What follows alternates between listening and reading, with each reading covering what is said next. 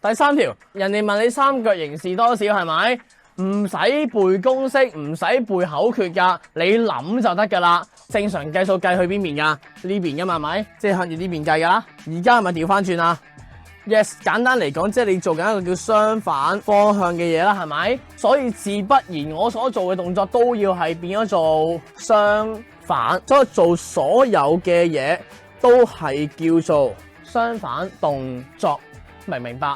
好啦，咩叫做相反動作啊？第一樣嘢，人哋嘅除17等於11啊嘛，係咪？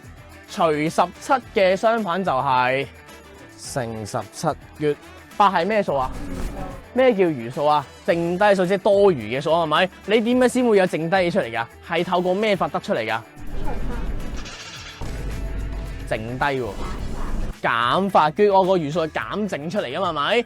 咁我減嘅時候，佢嘅相反動作就係冇錯，你就幫我加翻個8落去，呢個就會係三角形嘅數值，明唔明白？使唔使同我背咩？